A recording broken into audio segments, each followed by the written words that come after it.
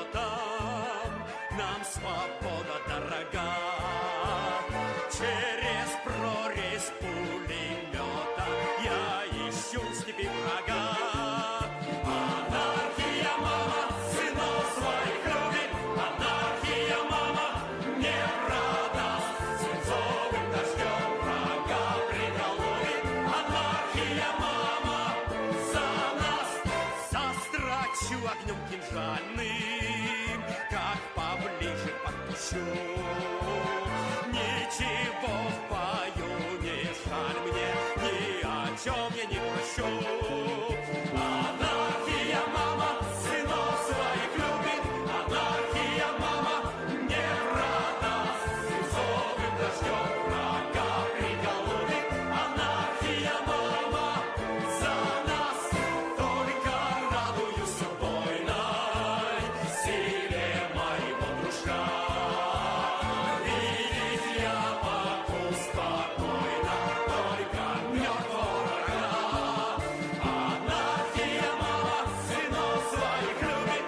Анархия, мама, не продаст. Свинцовым дождем врага приголубит. Анархия, мама, за нас.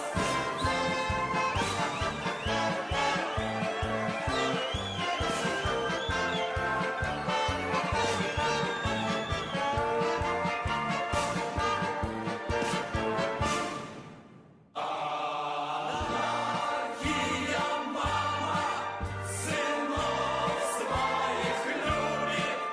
Анархия, мама, не продаст.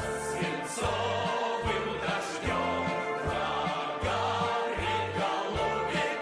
Анархия, мама, за нас. Свинцовым дождем врага приголубит. Анархия, мама, за нас. Свинцовым дождем врага приголубит. Анархия, мама, за нас. Анархия, мама, за нас. Анархия, мама, за нас. Анархия, мама, за нас.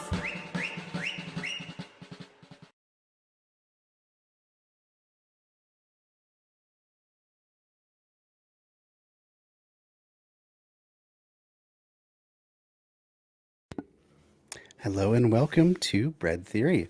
I'm Zach, your host, and tonight we're going to be continuing on with our audiobook readings.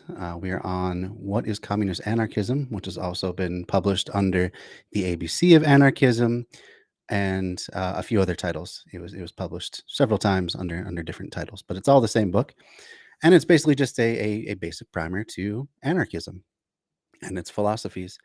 And once again, it's by Alexander Berkman, and he was an anarchist at the early part of the 20th century, friends with Emma Goldman. They worked together a lot and ended up getting deported together back to, I guess it was the Soviet Union, because I think at that time his home country had been brought into the Soviet Union. Anyway. So before we get going, though, do you want to give one plug for the second annual Lefties? It's our annual tradition. It's just kind of a fun way to expose you to a bunch of different leftist content, some of the best stuff from the past year. All the nominations are by members of Left Signal Boost and on Facebook, I should say. And all of the voting is done by the people themselves. So it's just a big collection of the best stuff from the last year. So I encourage you all to go take a look there. You can go check that out on Facebook. I've also left a link in the chat there that you can just click on and be reminded of on the day. It'll be Black Friday, so the day after U.S. Thanksgiving, and it'll be at 7 p.m. Central Standard Time, and it'll go just as long as it just as long as it does. There's no set end time or anything. I'll be having guests on. I'm gonna have some people from the For We Are Many podcast who are often guests on this show as well, and maybe some surprise guests as well. I don't know yet. Trying to get that all worked out, but it should be a good time, especially if you tend to stay in one silo or another when it comes to social media. Maybe you're on Twitch a lot, but you haven't branched out into YouTube, or you haven't gotten into leftist music, or any number of things. There's basically, if you know, if there's a category of people creating stuff, we more than likely are covering it that night. So it should be a fun time. So I encourage y'all to join that event on Facebook so that you can be a part of it too. And either way, it'll be broadcast right here on Bread 3. So wherever you are finding this tonight, you'll be able to see it then again. And hopefully you've set, wherever you're finding this, hopefully you're following me on Twitch, if that's where you're finding me, or have subbed uh, on YouTube, if that's where you're finding me, or you've liked the page, either the Left Signal Boost TV or Bread Theory, the page on Facebook, and set up reminders, or set up notifications, that is, for live streams, and that way you'll be sure not to miss it. All right, well, let's get into the book tonight. And as always, I welcome your questions and comments, and just whatever you have for me. This is definitely a learning space, and it is meant for people that coming at it from all different levels of understanding and back knowledge and all that stuff. People that are just questioning what they believe and trying to figure it out. That's perfectly fine as well. So the only dumb questions are questions that trolls ask, and as long as you're coming in good faith, there are no dumb questions. So don't hesitate at all. But we will get into. We're on chapter 4. We're going to do chapter 4 and 5 tonight. I think we'll have time for both. And yeah, I'll be pausing just whenever I feel the urge to comment on what's happening. So there you go. I'll make sure to turn on the subtitles as well. And as always, we're using Audible Anarchist for this audiobook. They do really great work. And you can find tons and tons of anarchist titles for free that you can listen to as you're at work, or maybe just on your commute or from work, or just whenever you feel like it. It's really great. Audiobooks are pretty much the only way that I read anymore. That's the only way that I find the time, is just to play them as I'm working. So yeah, here we go. Chapter 4. And this one is called How the System Works. So he's going to go into more how an anarchist system would behave. This audio production was made in collaboration with Audible Anarchist.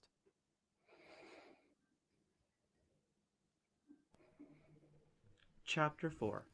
How the System Works. But take a closer look at it and see how the system works. Consider how life and its real meaning Hello, Strin. How are you tonight? Turned upside down and topsy-turvy. See how your Good own to see you. existence is poisoned and made miserable by this crazy arrangement. Wherein is the purpose of your life? Where the joy of it?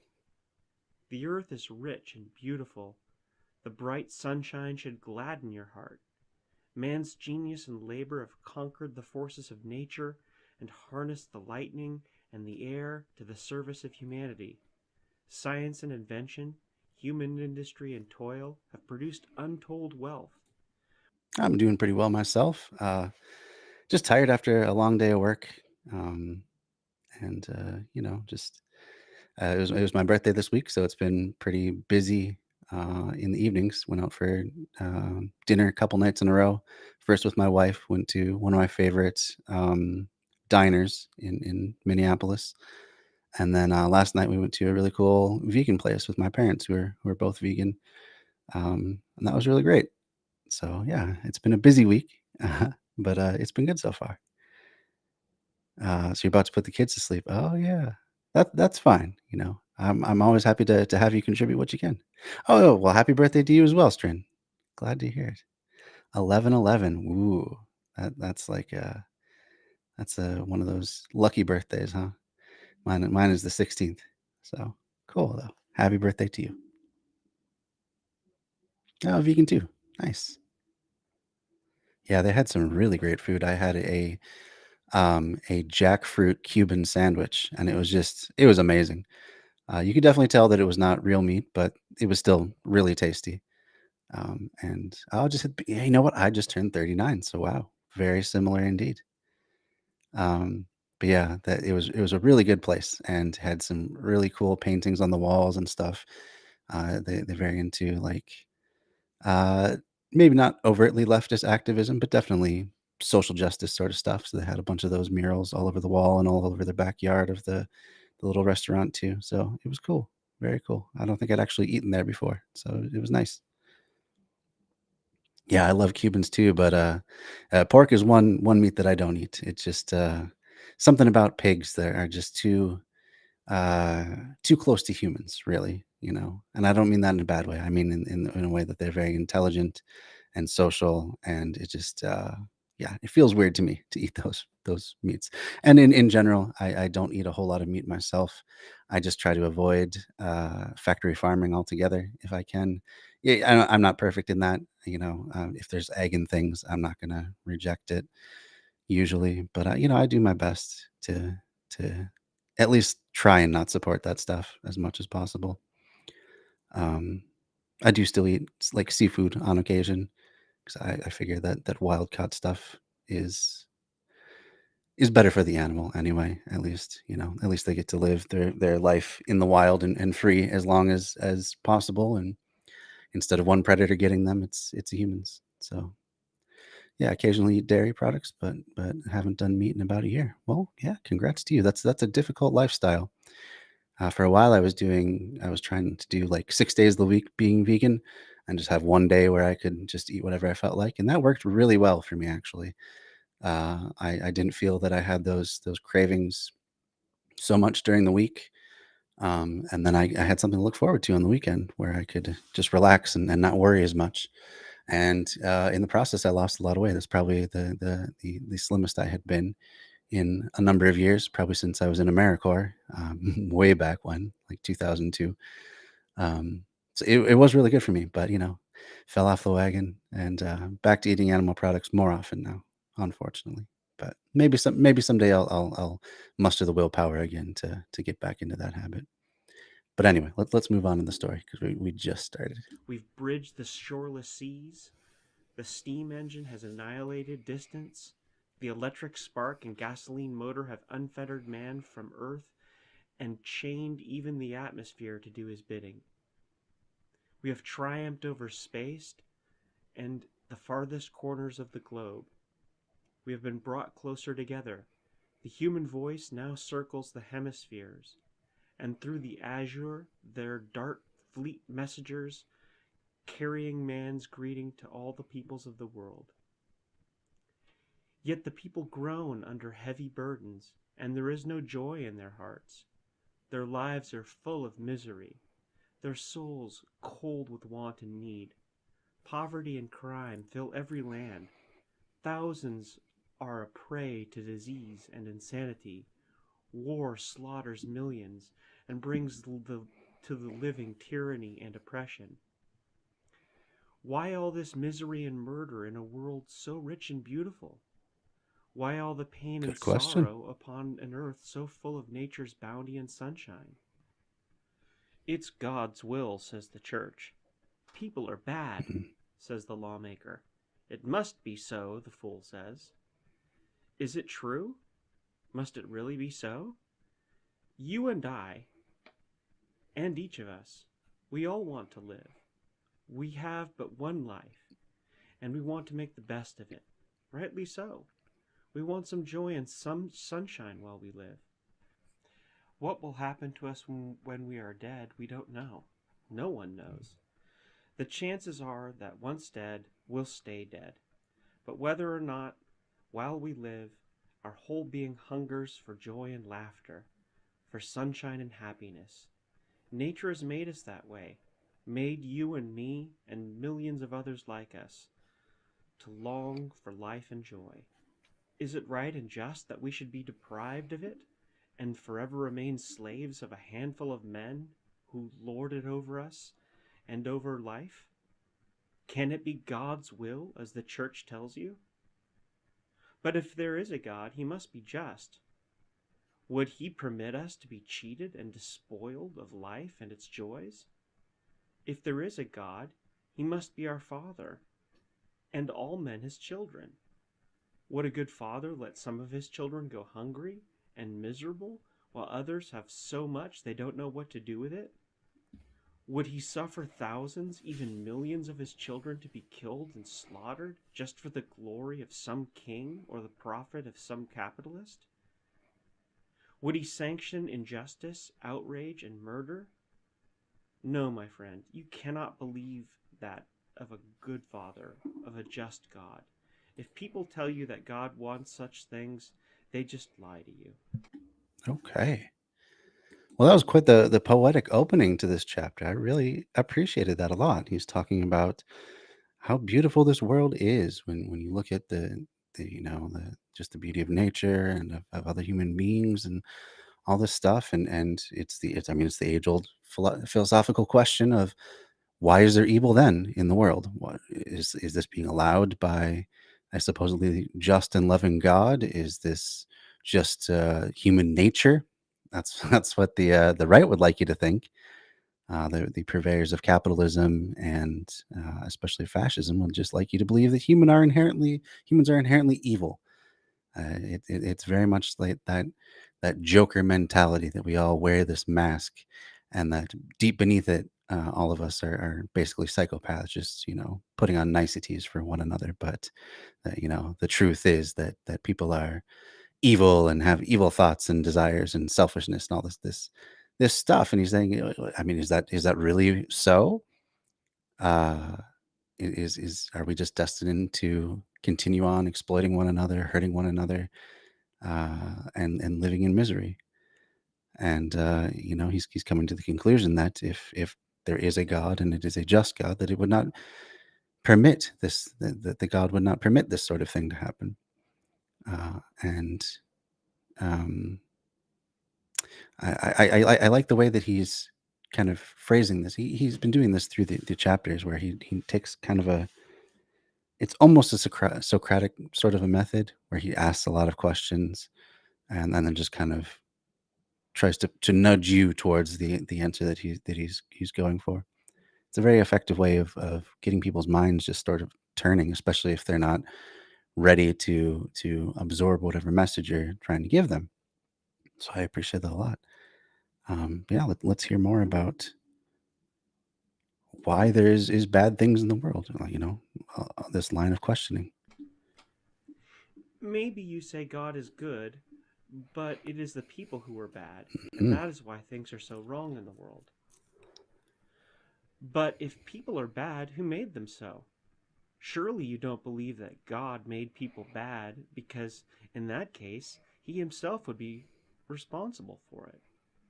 Then it means that if people are bad, something else has made them so.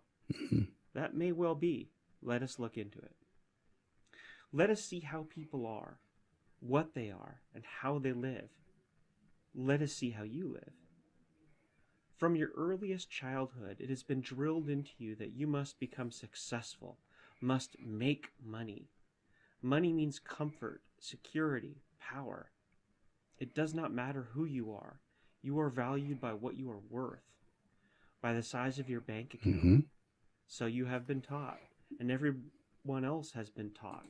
Absolutely. And this indoctrination runs very deep to the point where we don't even question when someone uses the term net worth, what it is they're talking about. It's how much money are you worth, and there's always the implication that that's somehow how much you are worth as a person, which can be a very different sort of worth.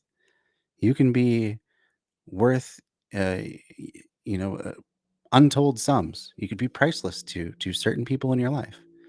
If you have children, you could be priceless to them. There would be no valuing your worth to your children. You'd be worth very little to other people, people that maybe don't like you, people that think you're wrong or don't agree with your worldview or whatever. To those people, you might be worth less, but none of those things has to do really with money, and yet we use them interchangeably in capitalism because it helps to reinforce that underlying myth that, one, we have a meritocracy where no matter where you start from, as long as you just try, and are deemed worthy and better than your peers, you will continue to rise throughout your life until you are basically rich, or at least very well off. So it helps to reinforce that myth. And it, at the same time, reinforces the myth that if you're poor, it's likely your own fault. Or if you're rich, it's because of your own doing and no one else's.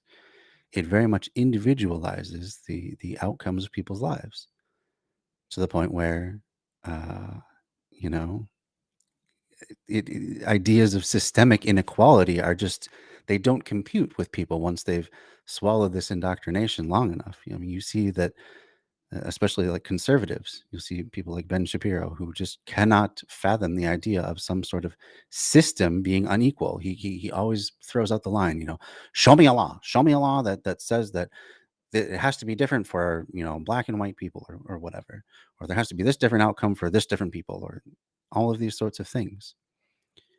And that's the thing, for a system to have unequal incomes, or unequal outcomes, I should say, not incomes, but also in a sense unequal incomes. But for a system to give unequal outcomes on average, it doesn't have to be overtly prejudicial. It doesn't even have to be trying to be prejudicial. It could just be the outcome of the system. If you have two groups, one of them starts off very well and one of them starts off very poorly, and you just say, we're going to make everything equal. We'll give everyone equal, you know, uh, ability to work. You can't discriminate based on these sorts of classes. We're going to give everyone a chance to go to school up through high school. That's equal as well, right? Um, but even still, there ends up being these unequal outcomes. We'll say that you have equality under the law. There's no longer a set of rules that apply to white people that don't apply to black people, or vice versa. Um, we've done away with all of that stuff, but there can still be systemic inequality because of the current systems. Because if a current system tends to reward people that already have stuff with more stuff, then if that first group just keeps doing things as they do, they're more likely gonna succeed in life, at least financially. They're definitely gonna have less conflicts interpersonally about things like finances on average. And that group that started out lower on a lower rung is gonna have a much harder struggle. So that can reveal systemic inequalities and systemic prejudices without there having to be anything overt, without anyone having to say or even intend for things to come out that way. Okay. You're going really fast there.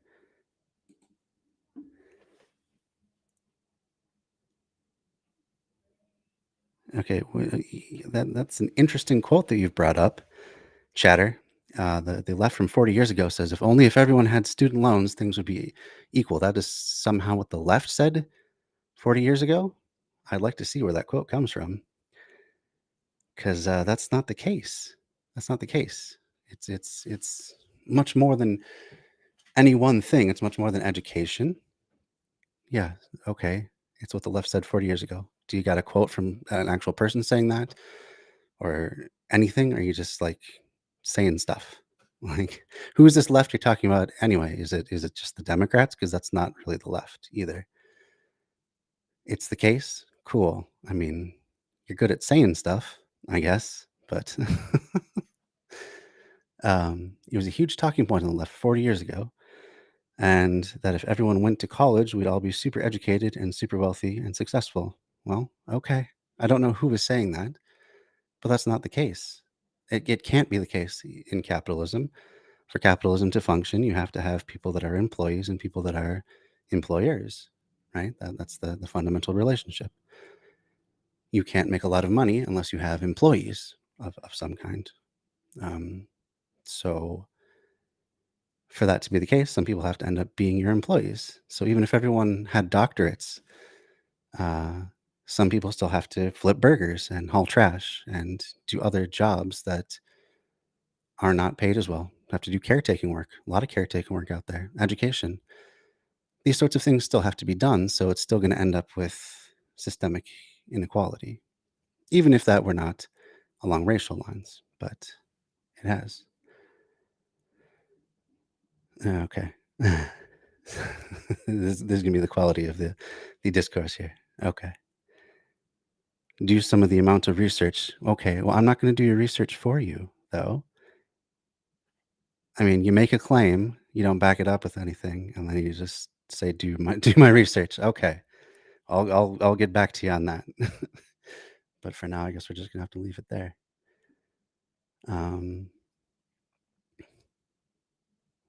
No, I mean, if someone makes a claim, they should have something that they're basing that on, right? I could say that the right 40 years ago, um, every single one of them was racist. You'd probably want to know how I knew that or where I was getting that information from, right? That's the way that discourse goes. I'm not defending my ignorance. I don't care.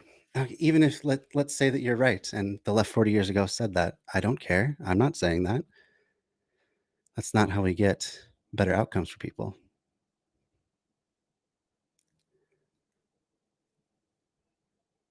Okay, my own side got owned. Wow. This is a master class in argumentation. Yeah, well, I mean, that even that sounds more like a meritocracy, and even in a meritocracy, people get left behind through no fault of their own. So, I don't care what they said. You're coming in here assuming that I believe what some leftist from 40 years ago, which you can't name, uh, you're saying that I believe what they believe. But that's a stupid place to start because I'm not making that argument. It's nothing at all what I'm even talking about. But okay.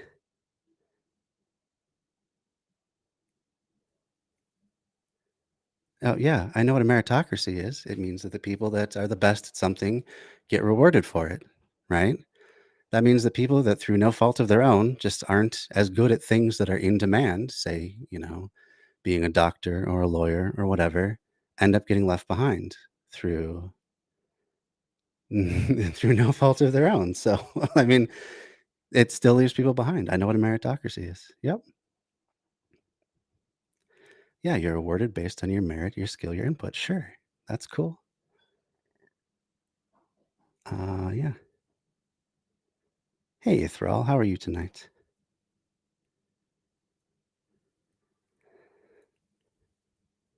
Get owned, idiot. Okay, do you have anything productive to say, or should I just ban you now? Like, I've asked you a bunch of questions, and you can't seem to answer any of them, but that's cool. I don't I understand people think it's a generally good system. It's, for one, not what we have now, unless you believe that somehow it just tends to be that white straight males are just the best at everything inherently, and that's why they end up in all the or the vast majority of the positions of power in this country. If you want to make that argument, you could go ahead and say that we live in a meritocracy, but you're probably going to get banned for that for being racist. But I mean, if you want to go, I mean, go off. uh, I don't care what you say the left said 30 years ago. I don't believe that. Okay. The answer to making everyone better off is not college. It's not. It's changing our economic system so it's not exploitative. That's what I'm advocating for. But cool. So, I mean, you're arguing I mean, this is like a definitional straw man here. You have made your straw man saying that all leftists 30 years ago said this one thing, and how can I back them up? I never said I backed them up. I'm saying now that I don't back up that sentiment. So you can just keep repeating it over and over again, or you can admit that you're just defeating straw men. So, in which case, way to go. I'm not using technical excuses. I'm saying I don't believe that. Okay, and now you're insulting people. So I've given you several chances, and you're not really proving why I should leave you here. So I'm just going to get rid of you because you're just derailing discussion. We weren't talking about any of that stuff. And you're just insulting people and being stupid. Oh, and you created your account, what, 4 days ago. So, yeah. Guessing this is not your first rodeo on the bandwagon. Yeah, sometimes I like to argue with reactionaries because it gives you, it's a good jumping off point, you know. But if they're just like throwing out straw men and just being dumb, then there's no point after a while because they're not actually engaging with anything. They're just, you know, they're no better than a bot, really. It would be like arguing with a bot. So, hello, Alyosher. Everybody go ahead and follow Alyosher, a really cool streamer.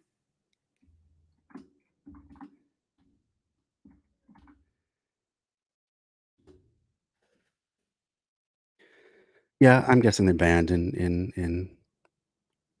Did I get your name right there, Alyosher? Yes, I did. I'm betting they're banned in several channels as well. If they just had to create a new account 4 days ago, I guess that's how they get their jollies, which is really sad. I mean, they're not good at what they're doing. For one thing, I don't really care what the opinion of no clones thinks of me.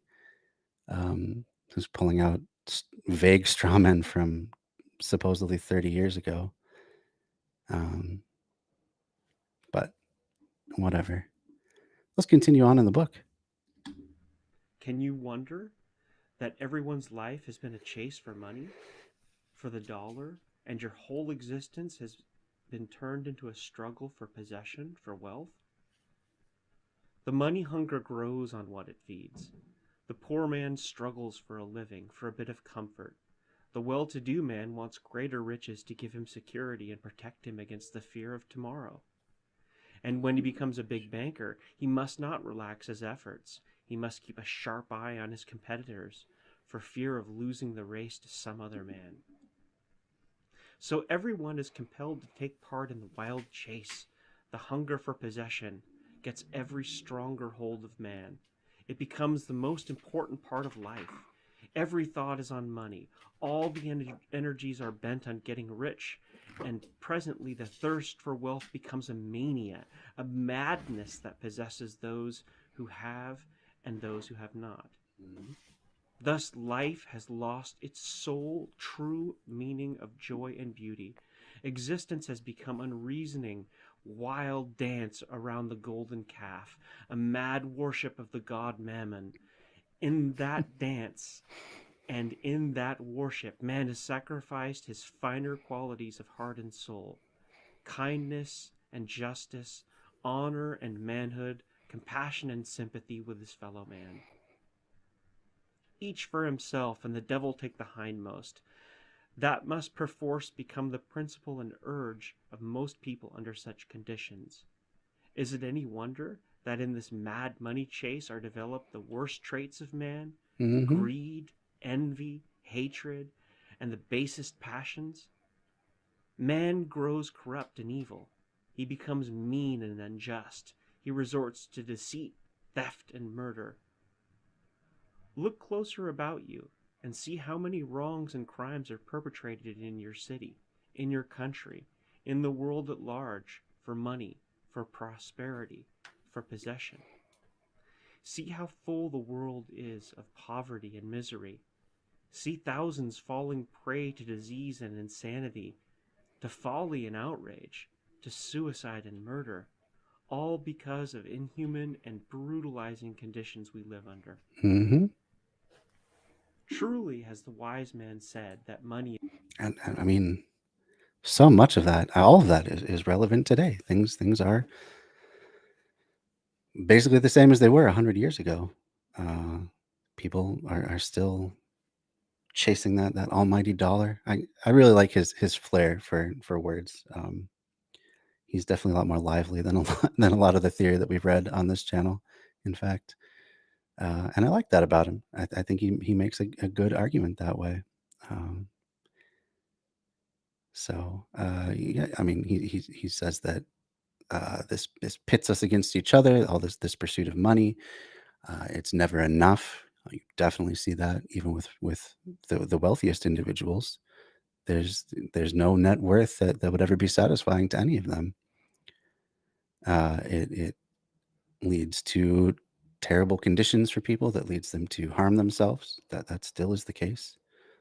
One of the biggest causes of domestic disputes in the US is arguments over money.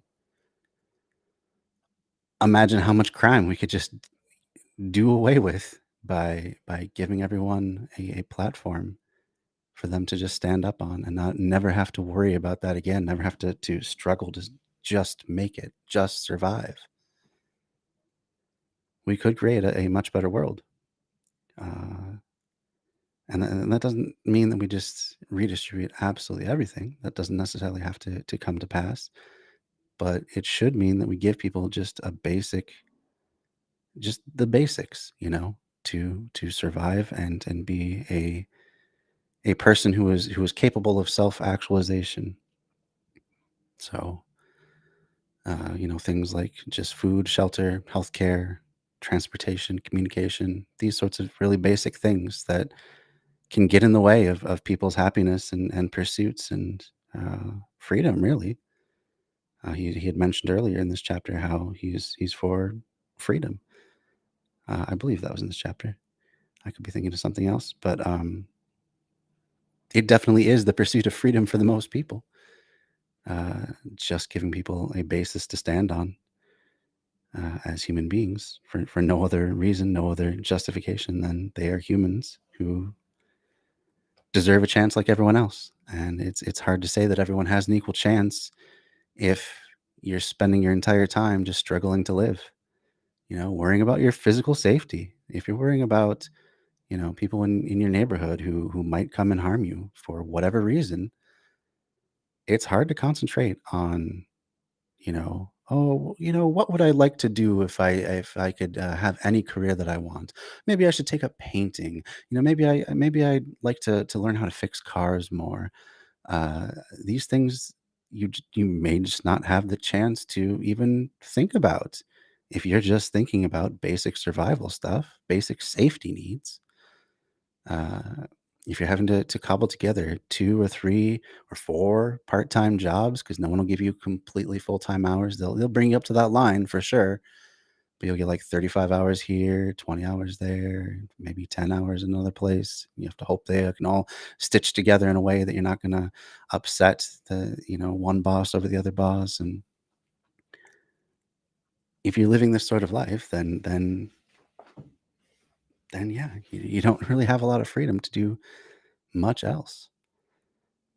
Uh, he's what he's getting at is that this system that we have that worships money so much, and this was the case even back in his day, is just bad for, I guess, the human soul, for lack of a better word. It preys upon people's minds and hearts and uh, psyches. You know, it constantly makes them have to worry about things that they shouldn't have to worry about, because there's, even back then, there was way more than enough for everybody. It's just that some people are allowed to hoard things and some people are not. And that's usually based more than anything on just the lottery of who you're born to and under what conditions. Um, but let's keep on going. Is the root of all evil. Wherever you look, you will see the corroding and degrading effect of money, of possession, of the mania to have and to hold. Everyone is wild to get, to grab by hook or crook, to accumulate as much as he can, so that he may enjoy today and secure himself for tomorrow. But can you therefore say that man is bad? Is he not compelled to take part in this money chase by the conditions of his existence? By the crazy system we live in? For you have no choice. You must get into the race or go under. Is it your fault, then, that life forces you to be and act like that? Is it the fault of your brother or your neighbor or of anyone? Is it not rather that we are all born into this mad scheme of things and that we have to fall in line? But is not the scheme itself wrong that makes us act like that? Think it over, and you will see that at heart you are not bad at all, but that the conditions often compel you to do things you know are wrong. You would rather not do them. When you can afford it, your urge is to be kind and helpful to others. But if you should follow your inclinations in this direction, you would neglect your own interests and would soon be in want yourself. So the conditions of existence suppress and stifle the instincts of kindness and humanity in us, and harden us to the need and misery of our fellow man. You will see this in every phase of existence, in all relations of men, all through our social life. Of course, if our interests were the same, there would be no need for anyone taking advantage of another. Hmm. Because what will be good for Jack would also be good for Jim. To be sure, as human beings, as children of one humanity, we really do have the same interests. But as members of a foolish and criminal social arrangement, our present-day capitalist system, our interests are not at all the same. In fact, the interests of the different classes in society are opposed to each other. This is exactly what Marx talked about. That the various the two main classes, the proletariat and the bourgeoisie, were at constant odds with each other because they had different class interests. It is in the class interest of the owner class to extract as much wealth as they can from the people that work for them, to give them only enough to reproduce their labor and to basically maintain control over everything, because it works really well for the people that the lucky few that get to own stuff. I mean, the sky's the limit. They actually get to actualize their dreams. They get to do basically whatever they want with their lives. There's not a lot holding them back. And the proletariat, their class interests are uh, also called the working class. Their interests are opposed, basically diametrically opposed to the owner class. Their interest is in getting as much as they can so that they can survive and at least have some measure of comfort and autonomy and even be able to dream about self-actualization in their lives. So they're always at odds with one another, and that's what capitalism sets up. And I like that he called it this criminal arrangement, because even though it is a legal form, we have legalized exploitation of one person over another just by one person being able to hoard and create artificial scarcities out of jobs, out of housing, out of any sort of resource that someone needs to survive. Uh, it is legalized. It's almost extortion. I don't think that would be even too much to say. You need to have a job in order to live in this society. So you have to get it from someone who is offering jobs. You can't necessarily just go out and make your own job. As much as the libertarians would like you to believe, it's not that easy to just walk into a bank and say, "Hey, I got a good idea. I'm going to make this business and I'm going to make it work." And they'll be like, "Okay, let's look at your credit score first, for one thing. And if that's not so good, then there's no way you're getting a loan. And if you don't have any collateral to put up against it, maybe also not getting a loan. If you don't have references or any number of things that the average person doesn't really have, starting a business is not really an option. Not to mention that since so many businesses fail in their first couple of years, over half, that's a huge risk that you're taking, um, trying to start your own with nothing, you know. Because I mean, for all that time, Yeah, you look at some of these podcasts out there, like How I Built This. That's one of my favorite ones that really examines just how nonsensical capitalism is. Uh, they, they interview entrepreneurs, and they tell their whole story. They're rags to riches, fairy tale like story. But to a person, there's always some point in there where they almost lose everything for one thing. And always along the way, there's someone that gives them a leg up when they didn't necessarily deserve it, or at least they wouldn't deserve it if you were going into a bank saying, "Hey, I deserve this." It was a more often than not, it's they had a partner who made decent enough money to float them both while they fooled around making a career out of whatever it is they're selling.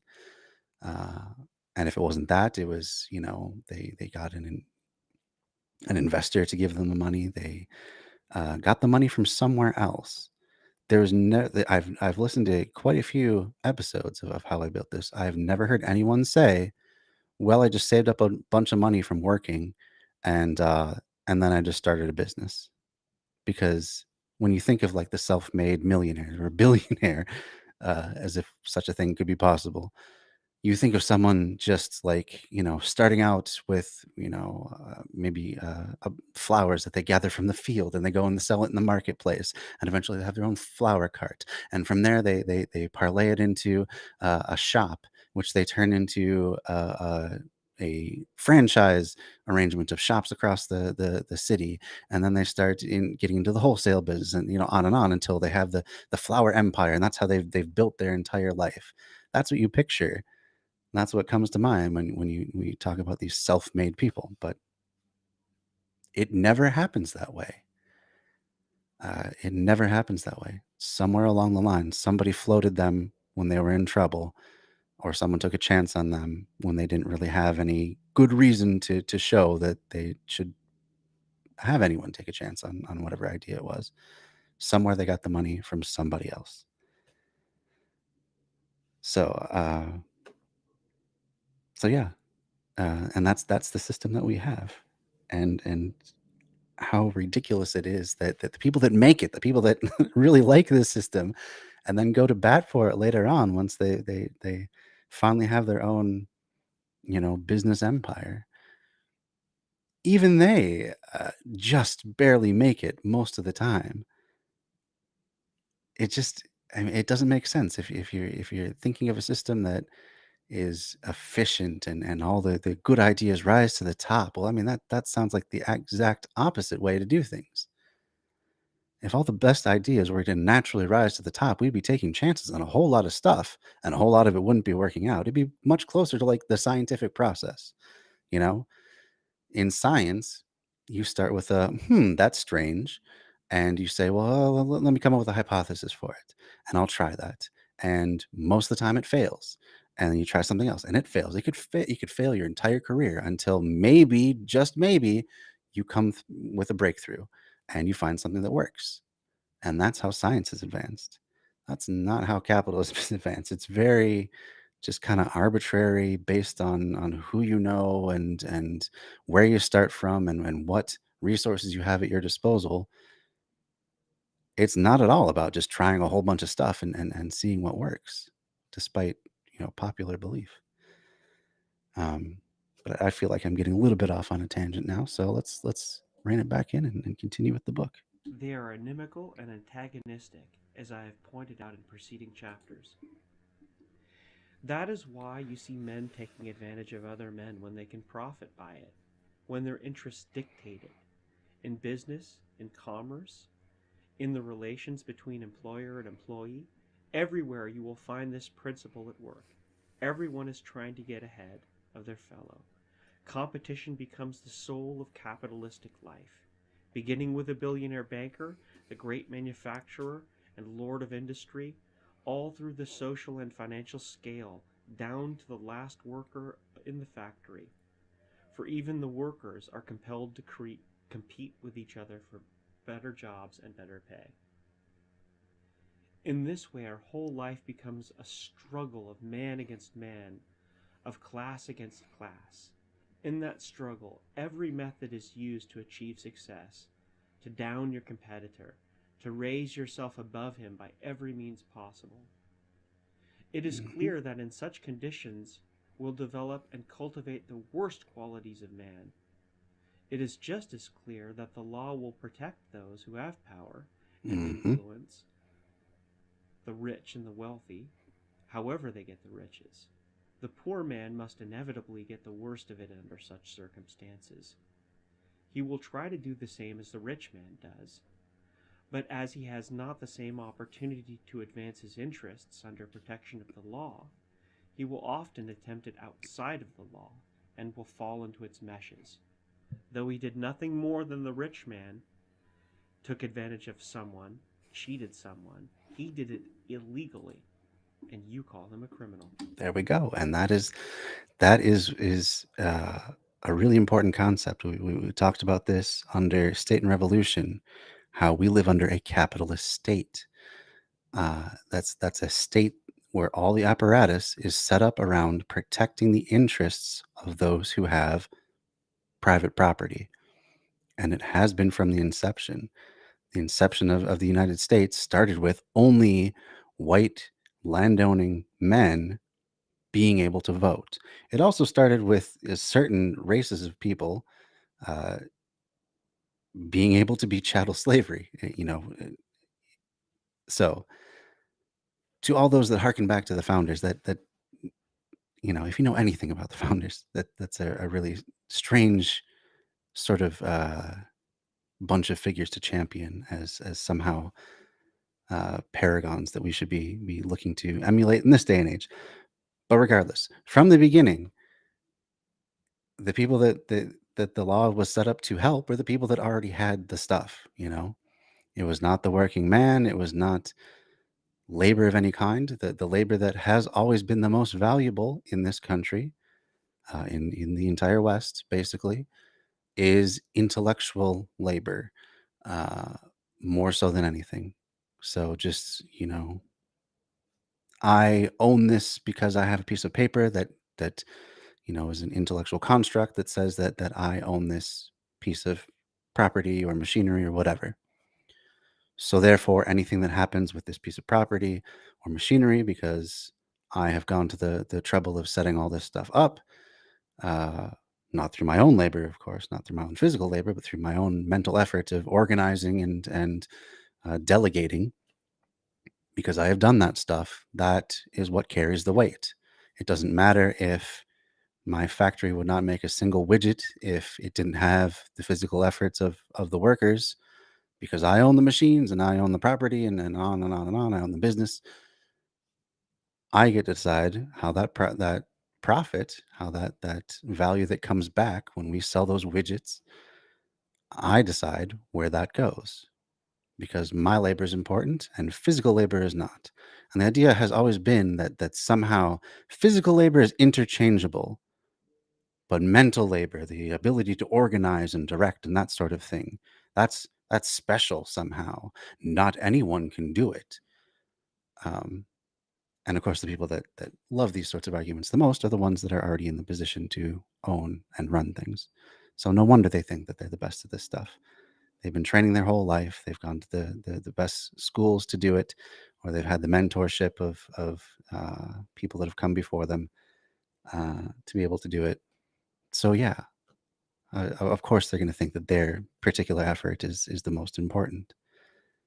Um, but should it be? I don't think so. I think it's just as important, if not more important, to value the efforts that the people below them actually do to make a product or a service viable, to make it something that is worth something. It is the workers that give any business its worth. I mean, you can talk about how with Wall Street speculation, you can have all these companies that are valued, at this amount and that amount, and it's based on, um, you know, more or less what people that say it's worth it feel at the time. But when it comes down to it, it at some point has to come back to how much is this company actually producing that is of value, and how, there has to be some reality that eventually comes into it. So that you can't have a company just flying high forever based on feelings. There has to be something rooting it back to actual real value. Um, so yeah. Well, hello, random Polish kid. How are you tonight? Is your first comment? Not a not a bad. Oh, let me just check out your avatar there. I don't know if I like the looks of that one.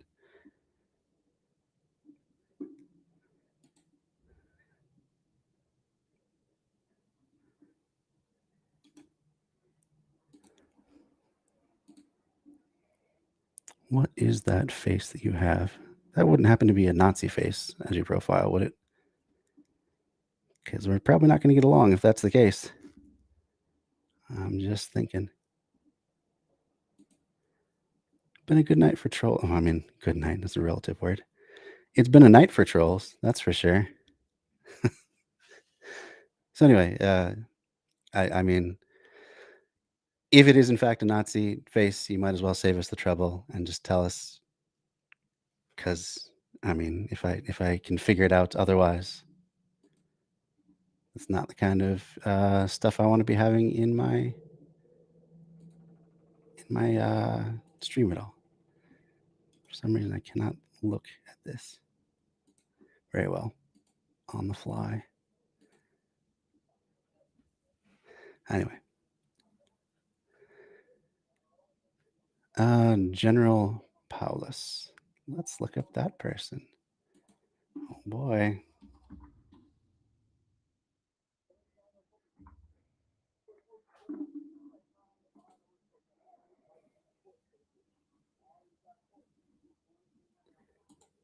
Okay, so a German field marshal during World War II,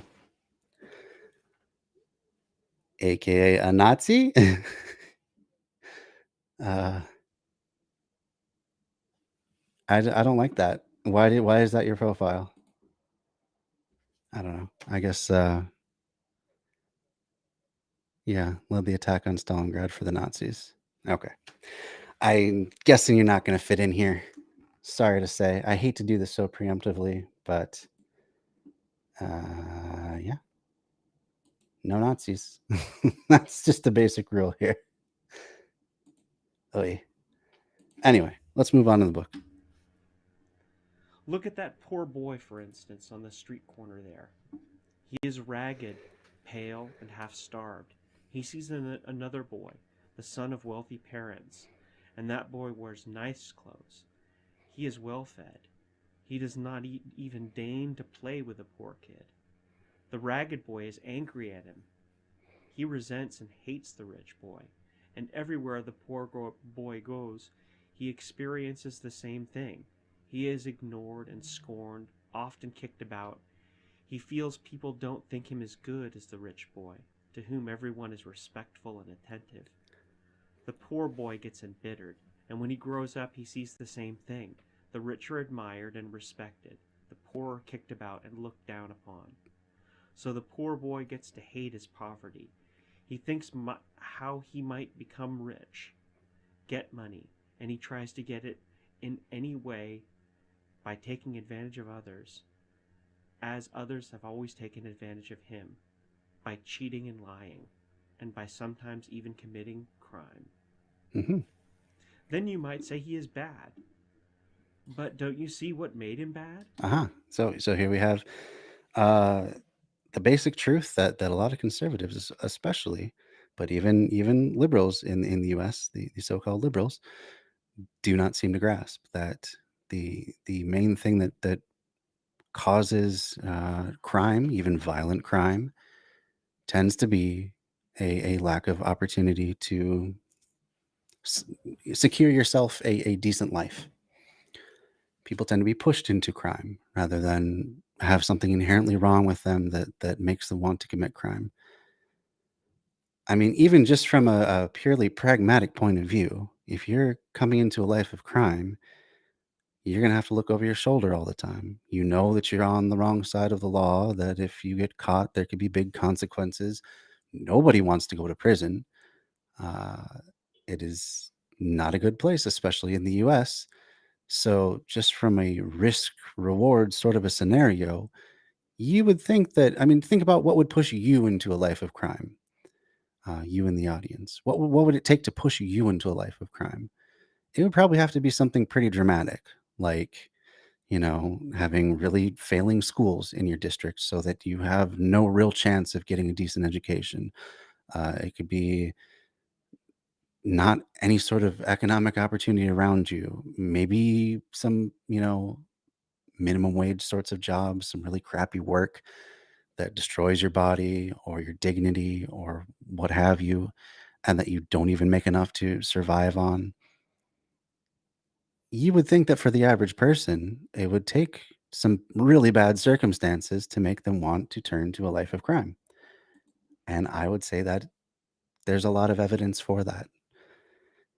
The again, the people that would like to portray things as people end up where they deserve like to believe that there's something just inherently bad about criminals that makes them do crime. It's strange that particular types of crime, like robbery, armed robbery, that sort of thing, tend to be committed by people that already are poor. Why would that be? Is there something just bad about them, like inherently, genetically, some failing that makes them want to commit armed robbery? Uh, and isn't that strange then that it happened to be distributed in the population amongst those who are already impoverished rather than those that are rich? You don't see a lot of rich boys going out and committing armed robbery. I mean, I suppose it does happen, but that's usually for a much different reason. By and large, these sorts of crimes, selling of drugs, that sort of thing, especially those at the lowest level, like the actual person who's dealing the drugs, they just tend to be committed by people that start out with with a lot less than other people and have much less opportunity. So either that's just a huge coincidence or it's evidence that the system is set up to keep those at the bottom for the advantage of those at the top. And this is the sort of thought process that Berkman is trying to take us through right now. Why does crime happen? A lot of people don't even think of that question. You may go through most of your life. You may become an adult and never really ponder why. You just have a kind of like you know a comic book view where some villains are just made and maybe sometimes it's through some tragic accident, but by and large all their lackeys and stuff, they're just bad people because they're bad people, and then you have the good people coming in and beating them up, and that's really all the thought you ever put into it. But if you take even half a second and you realize that the trends that Bergman is talking about here, you realize that the system is set up to make certain forms of exploitation legal and certain forms of exploitation illegal. And it just so happens that that benefits people that own property. That's why we have a capitalist form of governance. From top to bottom, our world, our laws, our attitudes, are set up and pushed towards believing that property is the ultimate, and that people that have property deserve it. All these myths that we've been talking about, um, and that anything that falls outside of something that could benefit the people that already have stuff, you know, that's the stuff that ends up becoming illegal. It's not a coincidence. It is a, a state that supports capitalism, basically. All right, let's keep going on.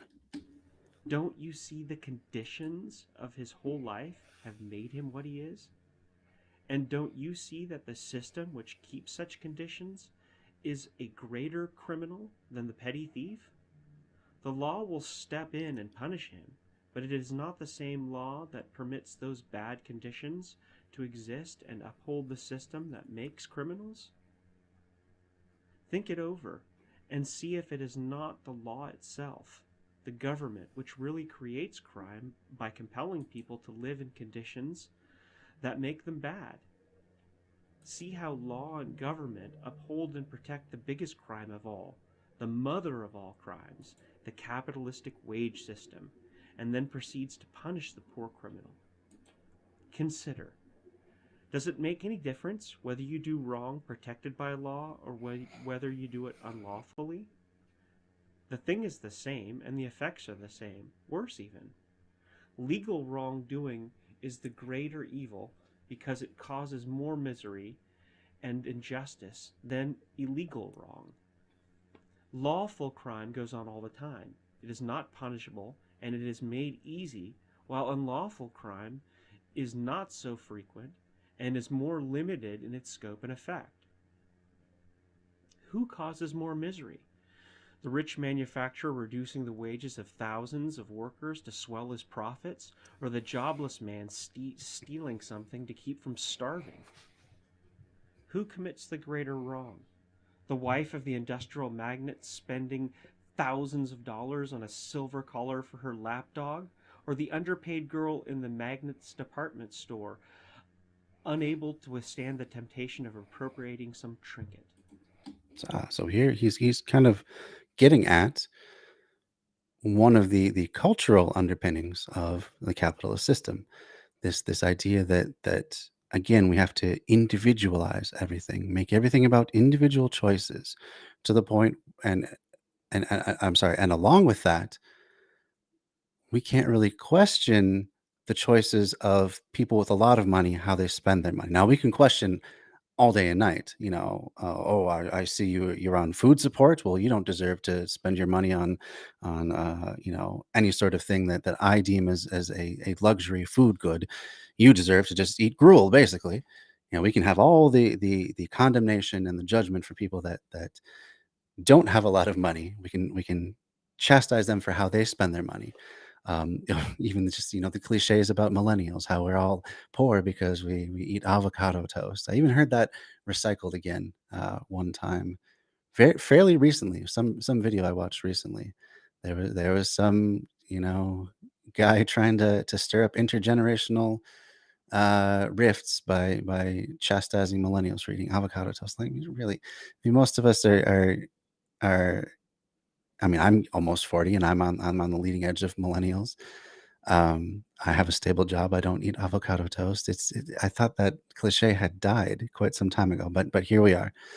So anyway, the point being that you can chastise people for how they spend their money if they don't have it, but the people that do have money, for some reason, we're not ever supposed to question how they spend that money. Oh, well, it's their money. Well, they earned it.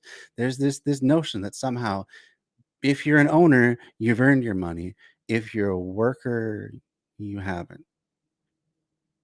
It doesn't really make a lot of sense when you think about it for half a second.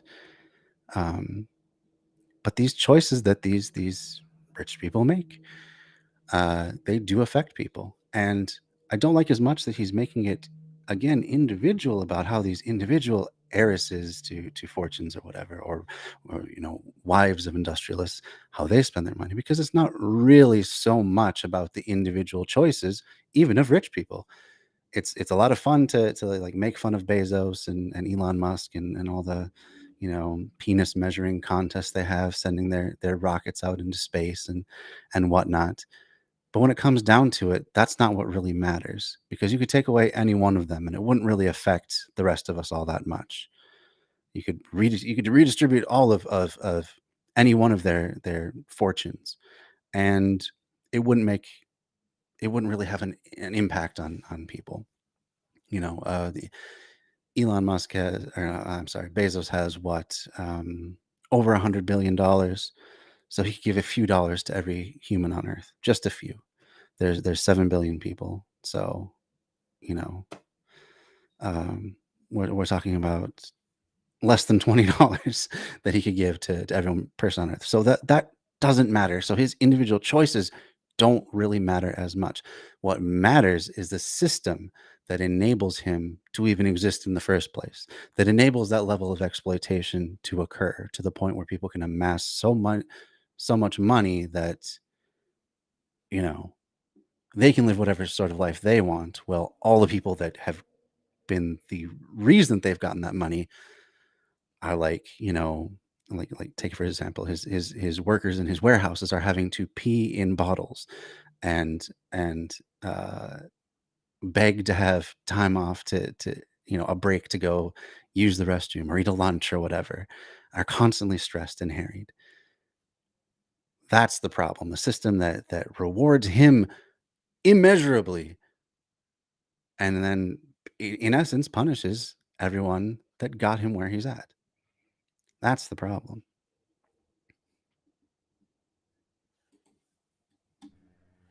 Who is the greater criminal? The spectator cornering the wheat market and making $1 million profit by raising the price of the poor man's bread? Or the homeless tramp committing some theft? Who is the greater enemy of mankind? The greedy coal baron, responsible for the sacrifice of human lives in his badly ventilated and dangerous mines? Or the desperate man found guilty of assault and robbery? It is not the wrongs and crimes punished.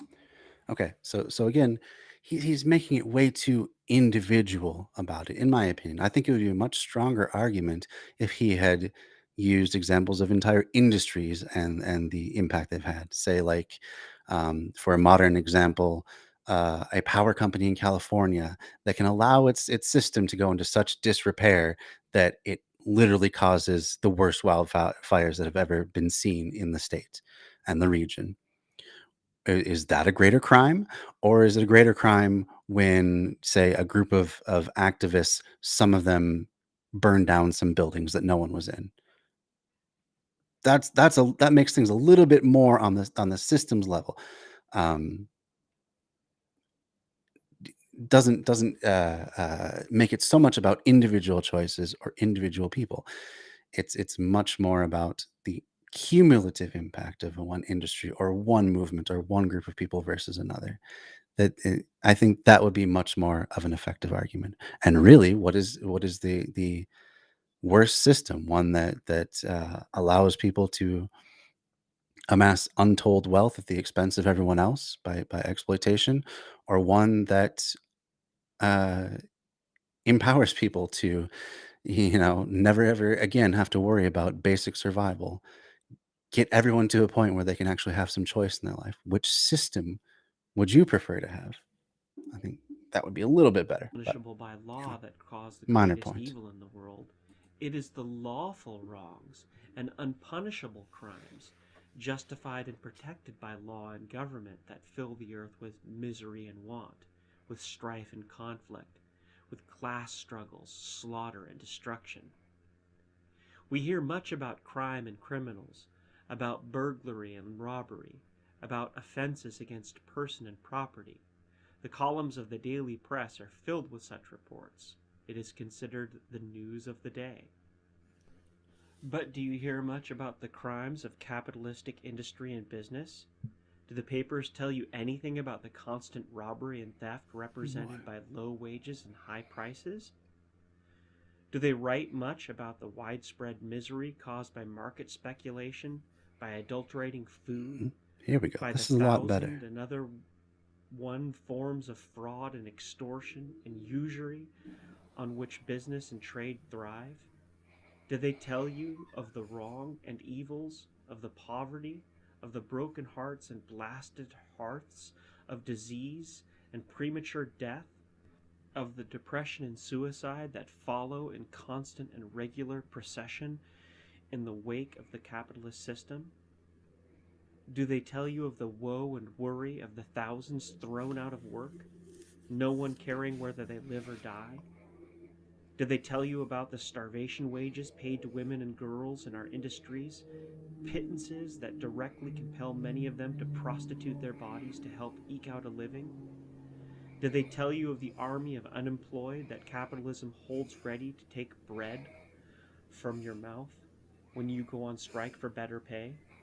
Do they tell you that unemployment, with all its heartache, suffering, and misery, is due directly to the system of capitalism? Do they tell you how the wage slave's toil and sweat are coined into profits for the capitalist? How the worker's health, his mind, his body are sacrificed into the greed of the lords of industry, how labor and lives are wasted in stupid capitalist competition and planless production. Indeed, they tell you a lot about crimes and criminals, about the badness and evil of man, especially of the lower classes, of the workers. But they don't tell you that the capitalist conditions produce most of our evils and crime, and that capitalism itself is the greatest crime of all. It devours more lives in a single day than all the murderers put together. The destruction of life and property is caused by criminals throughout the world since human life began is mere child's play when compared with the tens of millions killed and 20 millions wounded in the incalculable havoc and misery caused by a single capitalist event, the recent World War. That stupendous Holocaust was the legitimate child of capitalism, as all wars of conquest and gain are the result of the conflicting financial and commercial interests of the international bourgeoisie. It was war for profits, and later admitted even by Woodrow Wilson and his class. Profits again, as you see, coining human flesh and blood into profits in the name of patriotism. Patriotism, you protest? Why, that's a noble cause. And unemployment, inquires your friend? Is capitalism responsible for that too? Is it the fault of my boss that he has no work for me?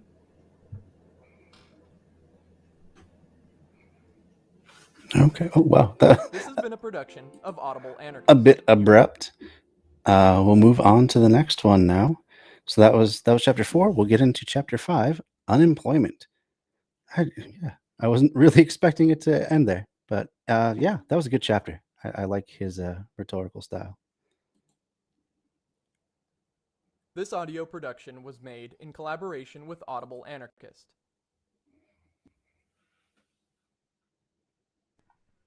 Chapter 5 Unemployment. I'm glad your friend asked the question, for every working man realizes how important this matter of unemployment is to him.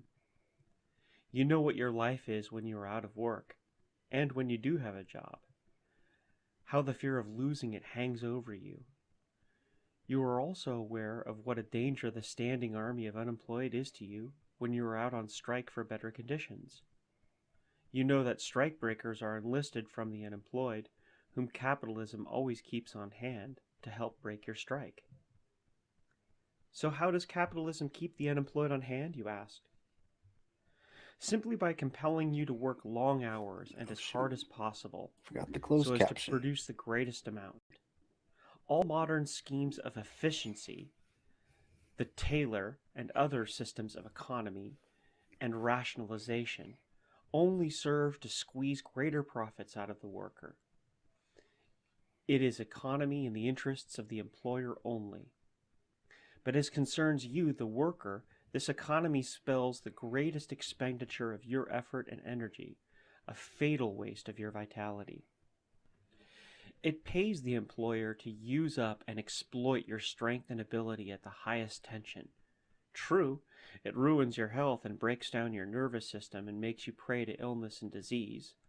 There are even special proletarian diseases. Cripples you and brings you to an early grave. But what does your boss care? Are there not thousands of unemployed waiting for your job and ready to take it the moment you are disabled or dead? That is why it is to the profit of the capitalist to keep an army of unemployed ready at hand. It is part and parcel of the wage system and a necessary and inevitable characteristic of it. It is in the interest of the people that there should be no unemployed, and that all should have the opportunity to work and earn their living, that all should help, each according to his ability and strength, to increase the wealth of the country, so that each should be able to have a greater share of it. There you go. I mean, that's literally just a rephrasing of from each according to their ability to each according to their need.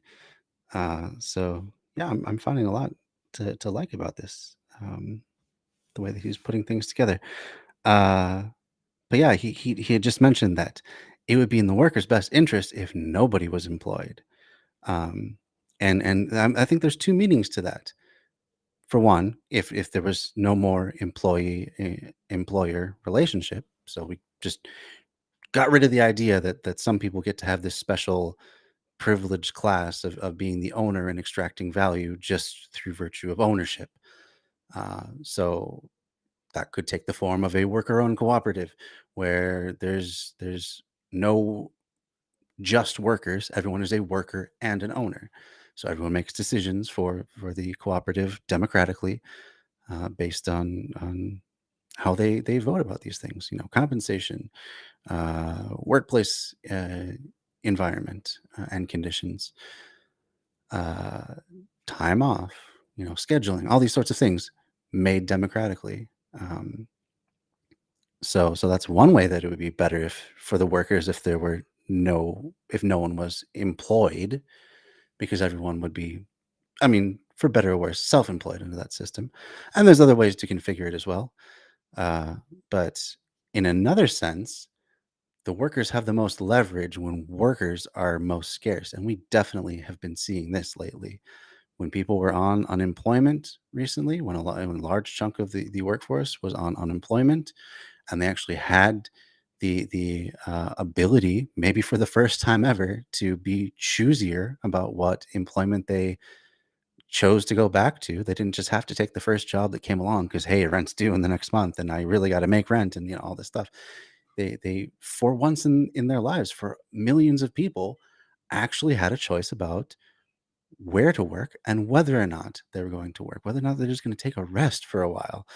Um, and we saw, lo and behold, there's now this, quote unquote workers shortage, and all these companies are trying, pulling out all the stops to figure out ways to more or less cajole people back into work. Oh, you gotta get rid of unemployment benefits. Oh, you have to really push people to get back. They try shaming them. Nobody wants to work anymore. Oh, how come you all are just such lazy and entitled as a generation? All this stuff. They do whatever they can to try and get people back into the workforce without having to give up anything more themselves. But thankfully, so many of the workers have outlasted that sort of childish ranting and raving and nonsense that the employers have been putting out there, and we're starting to see wages raise in a lot of areas. People, at the place that I work, I've gone back to package delivery for the season. That's what I do, as one of my jobs in the winter. In the summer, I'm a landscaper. Winter, I do snow removal and package delivery. At my facility, it used to be we would see signs everywhere: $17 an hour, starting for the people that load up the packages every morning into the trucks. Recently, that has now gone to $24 an hour, which actually is more than I'm making at my position as just a delivery guy. However, the hours are really terrible still. So I mean, no wonder in the first place that people are not going for that $17 an hour, because you have to work from, and it's not even just overnights. It's like 1 o'clock till like 9, or 8 or 9, or whenever the trucks are loaded up, basically. So that could be as late as like 9 o'clock. So it's like, midnight, 1 o'clock until 8 o'clock in the morning. So that shoots the rest of your day if you had any plans to do anything with anybody. Uh, I guess basically, if you went home and slept right away, you might be able to still spend time with friends or family after they get off of work, but it's a really crappy schedule. So I'm not surprised that they were not going for that 17, but now they've upped it to 24, and they're actually seeing people start to come back. We're still not at full capacity for those loaders, but those wages, lo and behold, due to a worker shortage, have gone up. So we see the power of withholding labor. It actually works. Like, I never would have even expected that to work. I guess I had just been sold on this capitalist realism that it was just this inevitable, horrible grinding process that things would just get worse and worse for the workers. That I never imagined that something like this would actually take effect. But look what we've done. Uh, more or less unintentionally, because so many people that were out of work were not out of work for their own reasons. It was because of COVID. They got laid off for one reason or another. Uh, Especially in like the service sector. Service sector has seen a rise again in wages.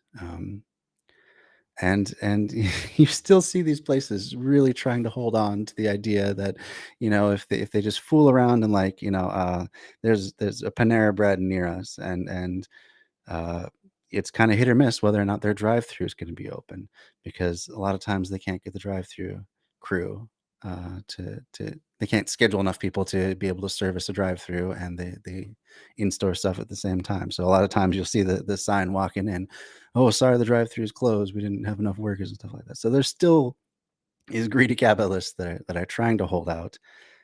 But the further we go and the longer this lasts, especially in some of these sectors that were hard hit during COVID, you'll see a lot more power return to the workers. So yeah, I mean that was a long tangent, but it does relate to what Berkman is talking about here. That it is the best thing for the worker if no one is employed, and again, those two senses of what that can actually mean. Yeah, yes, Alyosha, there are many methods of work. It's just tax laws and employment laws, but CEO and boards make over 450% year to year and more over the entry level. Lucky if they make 35% in profit. So yeah, yeah, it's pretty obscene, the staggering levels of wealth inequality that we have in this country, and that's one of those things that capitalism, if left to its own devices, just ends up eating itself, because you end up having people with so much money that they can never really spend it all and put it back into the economy. So they just like, shove it offshore, or, they put it into art, or they just, hoard it in one sense, in one way or another. So they're taking that money out of circulation. So it's not good for the economy. And then on the other end, the workers are so impoverished by comparison that they stop being able to afford the goods and services that their employers are actually offering, to the point where there's just not enough people then to keep these businesses going. So eventually, if it gets too bad and too unequal, not only has all that money been vacuumed up out of the system and is no longer in circulation thanks to the super rich, but there's no one left at the bottom to keep the machine going. So it all just kind of, it has to come crashing down at some point. It just has to. I mean, nothing nothing can stay up that high forever. There has to be some sort of a reckoning. Yeah, good point there, Ali.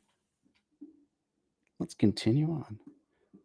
This is a shorter chapter, but I'm going to try and finish it relatively quickly, because yeah, I don't want to have too long of a stream tonight. Shooting more or less for the 2 hour mark.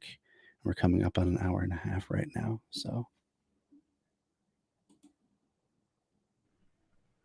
But capitalism is not interested in the welfare of the people. No, it is Capitalism, not. as I have shown before, is interested only in profits.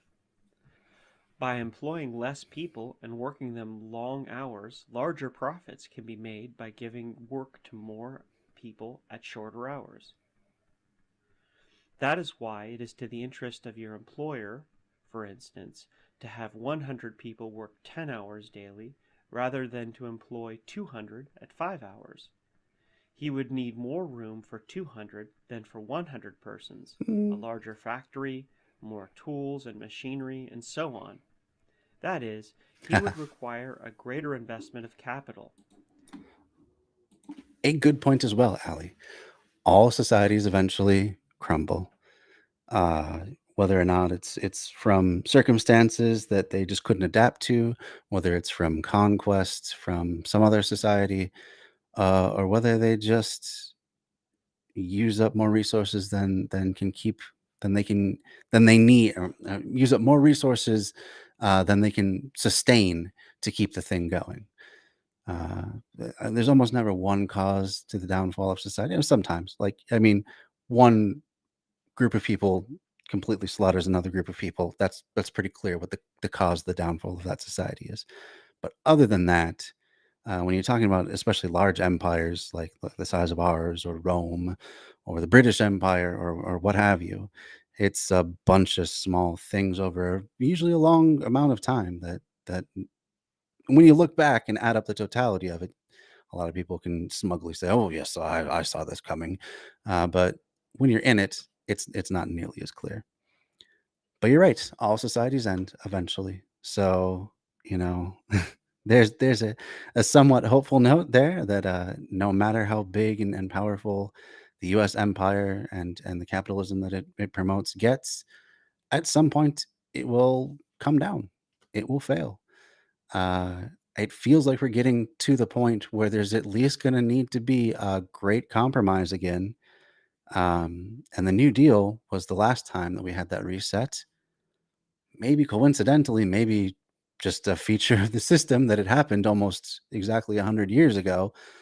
But it feels like we're getting towards that point again, where if nothing changes, things are going to get real bad in one fashion or another. There's going to be either a lot of civil unrest, and that's going to unravel the institutions of power, uh, or things will just begin to crumble. Like as I said, as more and more people are just inexorably stuck in the muck of poverty that they have no way of getting out of, and as more and more people land there, it could just drag the whole system down with it.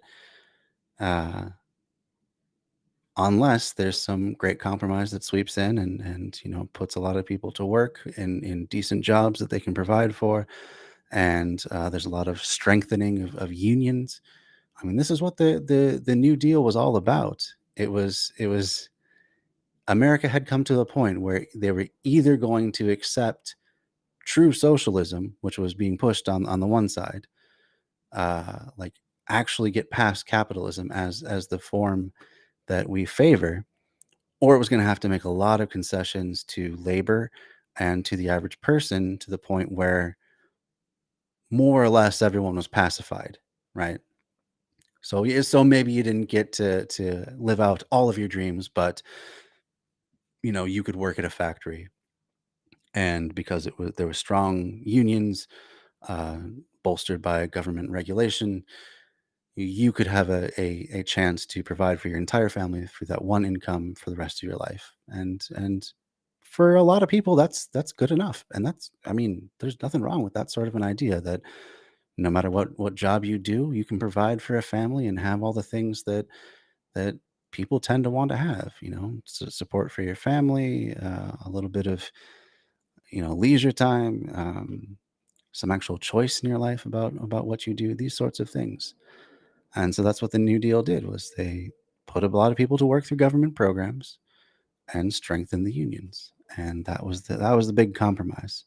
And it feels like we're ratcheting up to that point again, where there's going to have to be something that breaks, because it's just not working, especially for even the millennial generation. We control so little of the wealth as compared to the boomers at our same age. You know what? I'm going to look that up quick and see if I can find what that stat is.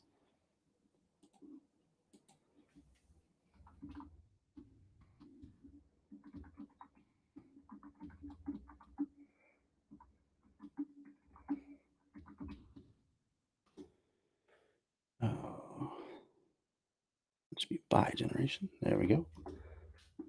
Let's see what we can. Here we are. Here we are. Despite making up, and this is a CNBC article, so take that for what you will. But it's statistics, so it's at least it's harder to lie with numbers like that. But anyway, they say despite making up the largest portion of the workforce, millennials control just 4.6% of U.S. wealth through the first half of 2020, according to data from the Federal Reserve. Which I assume if anyone is going to get the numbers right, it's going to be the Fed. Uh, Baby boomers control over 53% of the country's wealth. Think of that. Think of that. They are not 53% of the US population. Not by a long stretch. Let's compare it to the amount of population that they are. Let's see. U.S. population by age. Or let's just say by generation. Maybe that'll be a little cleaner, easier to compare. Okay. So this is in the US. The baby boomers make up 70 million people. The Gen X, which is a smaller generation, but not that much, 64 million people. Millennials, 72 million. Gen Z, 67 million. More or less within 6 million people, all about the same generation to generation. The top generation now has 53% of U.S. wealth, more so than than the next over 150 million people combined. That's more than half the entire country. So, and then that's not even including. I mean, I guess some of Gen Zs are still, well, Gen Z is becoming adult anyway. So yeah, the ones who were born in, so Gen Z is considered 97 to 2012. So yeah, there are adults who are in Gen Z now, but that doesn't even include. I guess I've heard Generation Alpha as the name for my children's generation, but it doesn't really matter that much. The point is, for making up, what is the U.S. population? It's like roughly 350 million people.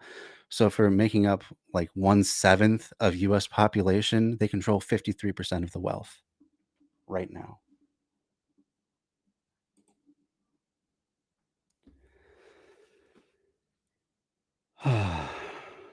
And the silent generation, which is the one right above the boomers, only has 17%, but that's more a factor of, they've mostly died off at this point.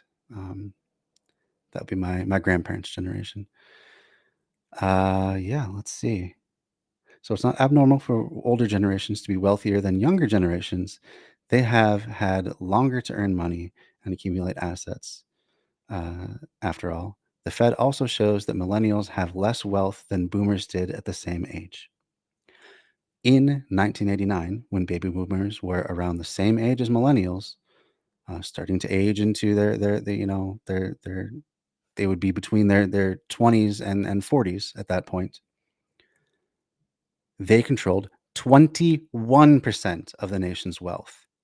That is 5 times as much as millennials own today. Almost 5. I guess that'd be more like, that's closer to 4. I don't know why they said 5 times as much. That's more or less 4 times more, because we control almost 5%. So yeah, more than 4 times more was controlled by baby boomers at the same age that millennials are now. I mean, there you have it. Things are gotten worse generation to generation. And there's only so much, scolding and you should have bought less lattes and avocado toast that you can do before you've run out of excuses for the vast majority of an entire generation. 4.6%, when at our same age, the boomers owned 21%. I mean, that more than anything is evidence of the root of the generational divide. If at our same age you owned 4 times more than you do right now, imagine that, to those of you that are millennials or thereabouts. Think if you were making 4 times more, even if you're making minimum wage right now and you were making 4 times more on average, that's actually making it, 4 times minimum wage, you're doing okay. I make considerably more. I make, more or less 3 times minimum wage. If I made 4 times more than I was making right now, oh my God, I would have had a house a decade ago. I don't have a house now. I still rent. I'm I would hazard a guess that most of you watching this are in similar boats if you are of similar age to myself. Even if you are a Gen Xer, there's a good chance that you control much less wealth uh, than the boomers would have at your age as well. That's the thing. All the money's being sucked towards the top. At some point, that system cannot support itself anymore. It's like, if you have a tree and for the first few years of it, you shave off a branch here and there, you could be doing well. You could be shaving off more branches year after year after year, doing just fine. It regenerates, no big deal. But at some point, you're gonna start you're gonna start taking off more of that tree than it can regenerate in a given year, and from that point on, you're just slowly killing that tree to the point where there's nothing left to sustain that tree's growth, and it fails as an organism. Not a great way of phrasing it, but it dies. You no longer can exploit the resources of that organism. The same is happening with capitalism and its tendency to accumulate wealth at the top. Eventually, the body below it will not and will no longer be able to support all the weight of the people, the very few at the top. I mean, it's just a physical reality. But let's continue. I keep The I employment of a larger force I keep saying I'm gonna stop less, and then I end up ranting more. But oh well. at less hours would bring less profits, and that is why your boss will not run his factory or shop on such a plan, which means that a system of profit making is not compatible with considerations of humanity and the well-being of the workers. On the contrary, the harder and more efficiently you work, and the longer hours you Oh, stay you know at what? it, the better for your My employer goodness. and the greater. Ali Osha. It did not, for some reason, it doesn't show up on Restream, but I see here on my Twitch thing that you have donated 10 biddies. So thank you very much. That's very generous of you. Thanks so much. His profits. You can therefore see that capitalism is not interested in employing all those who want and are able to work. On the contrary, a minimum of hands and Boy, a maximum of effort is the principle. looking back in my feed, I see you've donated another 10 bits earlier than that. So thank you very much. Thanks so much. If I had a platform where I didn't have to worry about healthcare and housing and food and all that sort of stuff, I can tell you I'd be doing this a lot more often. Uh, I would much prefer this to uh, most of the other jobs that I do. Like snow removal, I'm not so crazy about. It's long and it's physically difficult. So you feel pretty spent by the end of the day. And the same is true of even package delivery. It wears on you. Even just getting up and out of that truck time after time, it'll wear you out. It's a good workout, but I would still prefer doing this a lot more often if I could. Um, so yeah, I don't know. I don't know exactly where I was going with that, but just getting getting back to some of the core ideas that this book is bringing up for me.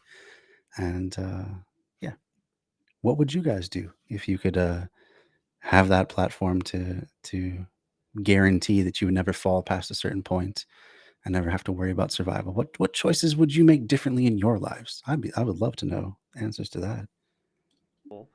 And the profit of the capitalist system. This is the whole secret of all the It says, isn't Twitch owned by Amazon, the talk radio of the internet? Yeah, I mean, it kind of is.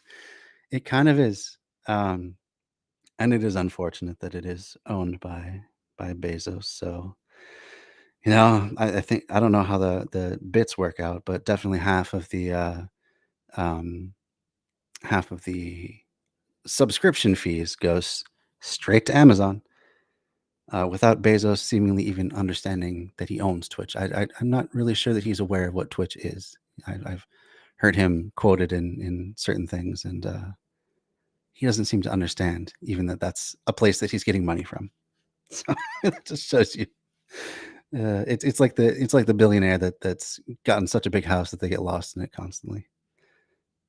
rationalization schemes, and why you will find find that thousands of people in every capitalist country willing and anxious to work, yet unable to get employment. This army of unemployed is a constant threat to your standard of living. They are ready to take away your place at lower pay because necessity compels them. That is, of course, very advantageous to the boss. It is a whip in his hands, constantly held over you, so that you will slave hard for him and behave yourself. You can see for yourself how dangerous and degrading such a situation is for the worker, not to speak of the other evils of the system. Right. So in this case, a mass of unemployed people can be dangerous to a worker. And that's because there's nothing supporting them. So they are the most desperate people to take whatever they can get, whether or not that makes them a strikebreaker and a scab, whether or not it, undermines their future ability to keep working because they take less than they can even support themselves with. When you get people really desperate and they have no support, that does make things dangerous.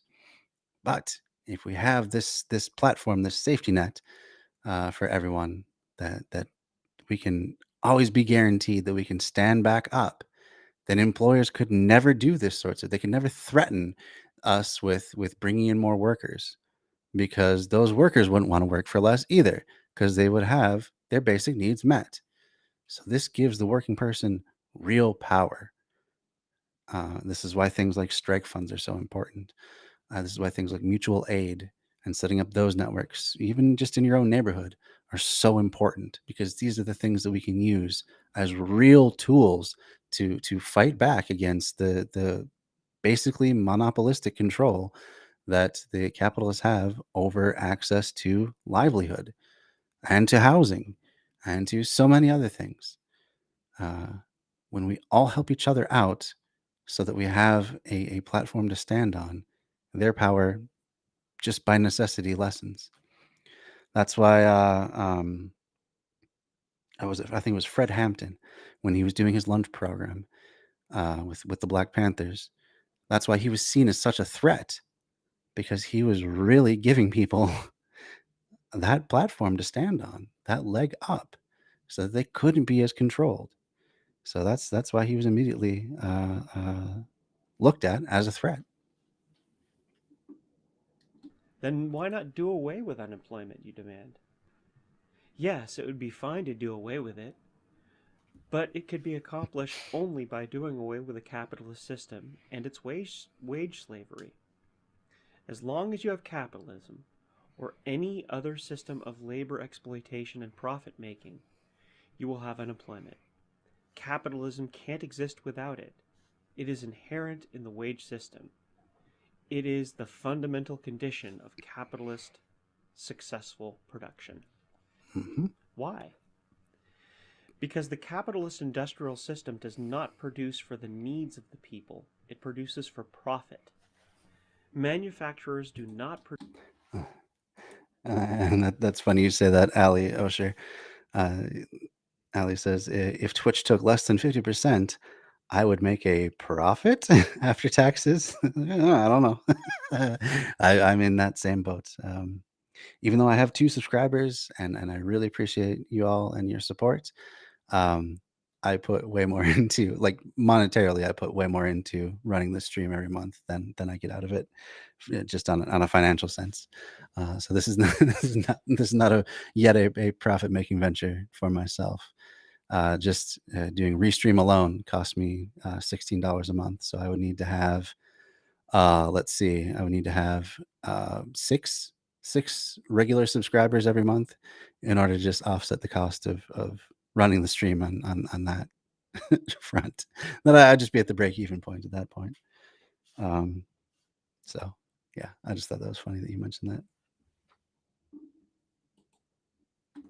Produce commodities because the people want them, and as much of them as is required. They produce what they expect to sell, and sell at a profit. If we had a sensible system, we would produce the things which the people want, and in the quantity that they need. Suppose the inhabitants of a certain locality needed 1,000 pairs of shoes. And suppose we'd have 50 Oh, shoot. shoemakers for the job. Sorry to interrupt the flow once again, but I just wanted to make sure that I remember to share that article from earlier on wealth inequality. Oops. Keep hitting the wrong button. Oh, no, that's not what I want. One second. So here it is on generational wealth inequality. There's that article. Not that it's hard to Google, but, just in case you watch this later on, you want to know where I got that info from.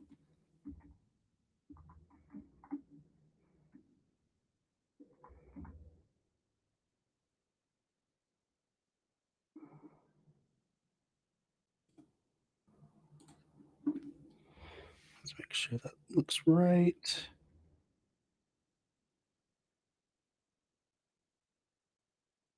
There you go.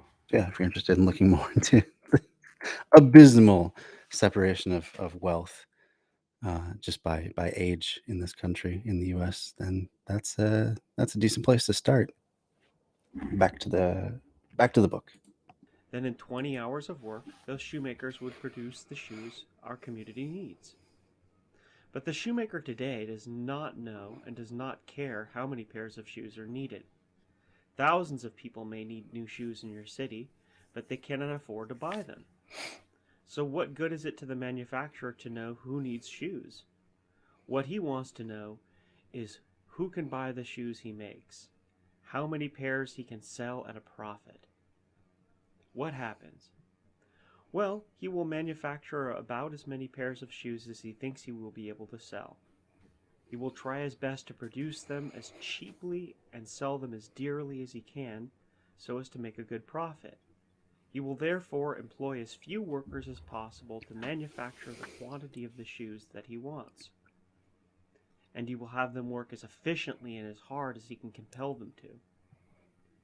You can see that production for profit means longer hours and fewer persons employed than would be the case if production were for use. Can't you just hear those echoes of Peter Kropotkin in there? I certainly can. Talking about how production is based on how much you can profit off of things. You don't care how much need is in your city. You don't conceive of things in terms of people's needs. It's in terms of your own profit and stuff like that.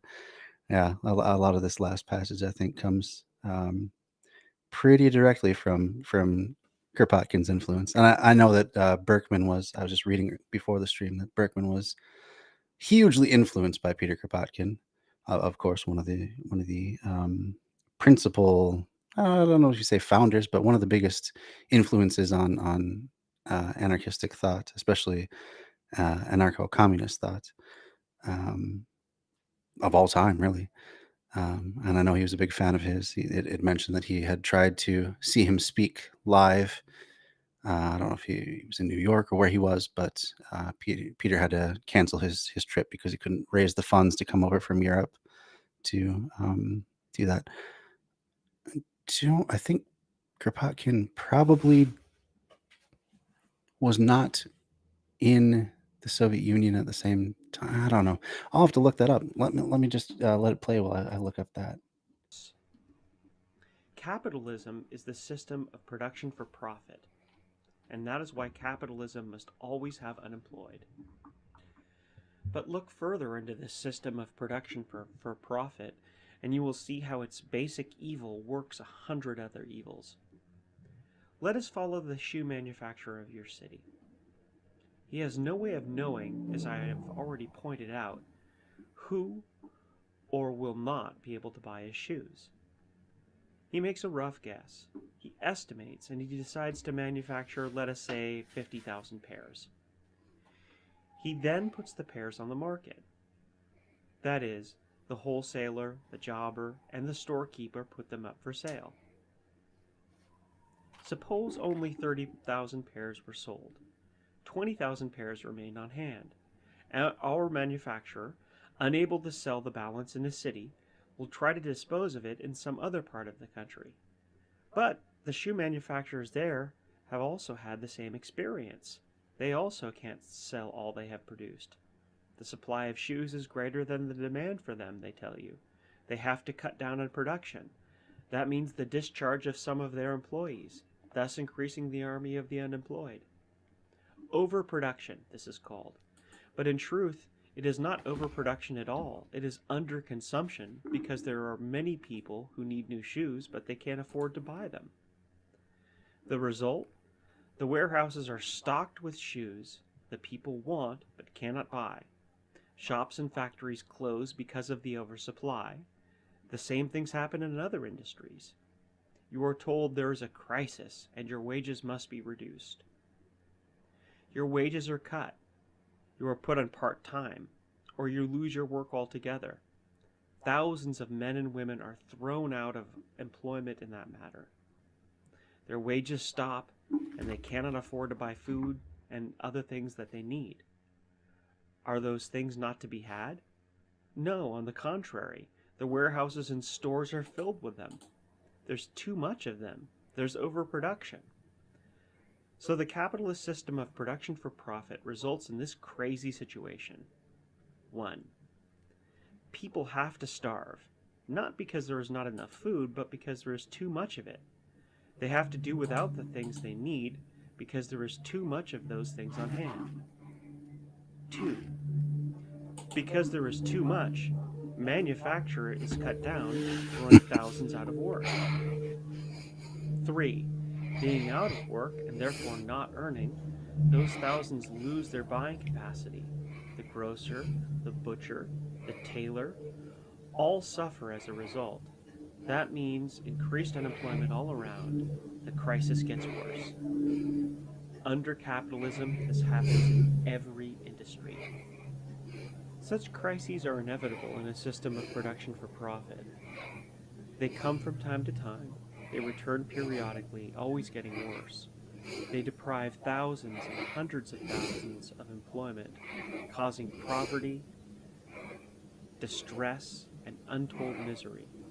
They result in bankruptcy and bank failures, swallow up whatever little the worker had saved in times of prosperity. They cause want, need, and drive people to despair and crime, to suicide and insanity. Such are the results of production for profit. Such the fruits of a system of capitalism. That is not all. There is another result of this system even worse than all the others combined. That is war.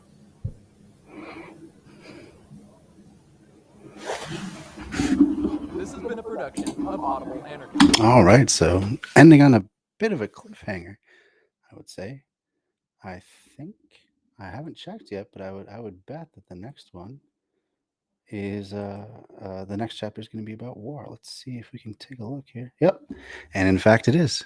So we're going to talk about war as it relates to probably mostly to capitalism, because capitalism does need ever expanding markets and ever more people to exploit and to outright take from, and so on and so forth, to keep its engine moving. So that'll be interesting. But that was the end of chapter 5. Yeah, check out Audible Anarchist. They're a really cool organization. They do just a lot of great work for the world, I would say. And I think bring it around to any questions that you guys might have, or comments, thoughts on the book. Are you enjoying it so far? Yeah, I'd love to know what you think. I think we're doing pretty good getting through a couple chapters a stream here now. I think we can probably keep this pace up. It seems like the chapters are relatively short, and yeah, I guess I've reined in my longer monologues a little bit since the early days of Communist Manifesto. Strange to think of it as the early days too. Like haven't even been doing this a year yet, but it seems like so long ago when I started on my very first stream. I'm still a little embarrassed about the audio from the first one. And in fact, I was looking back at the audio from just a few streams ago, and I think somehow Restream had changed the audio. So I don't know if it was picking up through my camera as well, but I was getting this echo, it sounded like. So hopefully tonight's audio has been a little bit better because I've retweaked the settings, so it should be coming through just on this microphone that I use, this Yeti here. But yeah, how are you guys feeling about it? I would love to know. So, thinking ahead to the next stream, which is usually Sunday, I'm not sure if I'm going to be able to do a stream this weekend. I have a lot of work to do to get ready for the award show, which is only a week from Friday now. So that Lefties Awards that I've had up on screen this whole time, going to be on this channel once again, 7 p.m. Central Standard Time, Black Friday, aka the day after U.S. Thanksgiving. And there's a lot of work to do. I'm assembling clips for every single person who and piece of work that's been nominated that I'm going to play as a little introduction to each of the awards. I have some great people in Left Signal Boost who have been doing some of the artwork for the award show. If any of you would like to be involved, we can use all the help we can get. Come on over to Left Signal Boost in Facebook. I'll drop the link for that one again. Let me just get that.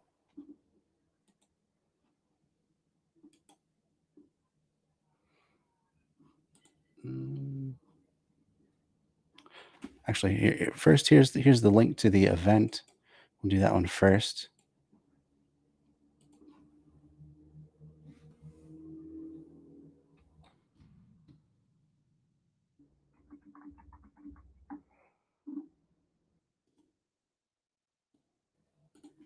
So there's the event page for the lefties one more time, and then Left Signal Boost. We will go back here. I should set up a Nightbot command for this because I do it enough, but I just haven't gotten around to it yet. Actually, it'll be obvious from the link where it is too. So there you go.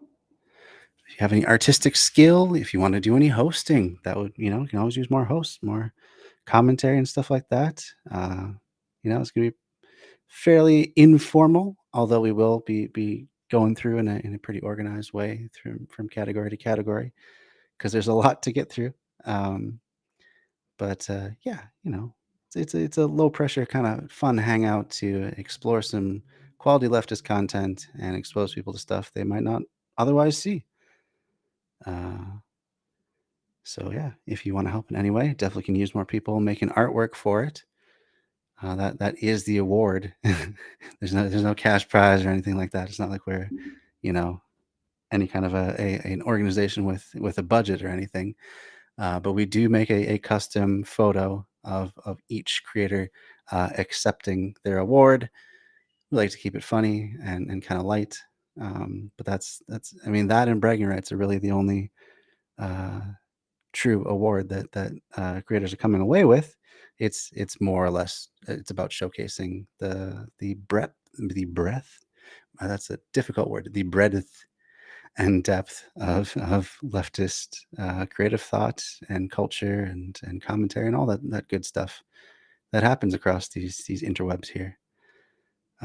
So that's the main focus more than anything, more than having some sort of actual statue. Maybe someday we'll actually have a budget and do actual statuettes that we'll mail out to people. But for now, that's only a dream. So it's yeah, bragging rights and a little custom piece of artwork for you. That's what you get from these awards. But yeah, I really hope to see you all for that one for sure. But that means that I have a lot of work to do, as I said, this weekend. I gotta really finalize a lot of stuff and get all those clips together into one big video that I can play and have it kind of cycle through everything in an organized and understandable fashion. So I think at this point, I'm probably just gonna take a weekend off of streaming and just dedicate whatever time I have left before the awards to making sure everything comes out looking good and being something I can be proud of. Or, putting out something that we can all be proud of, really. So yeah, but I thank you for joining me tonight.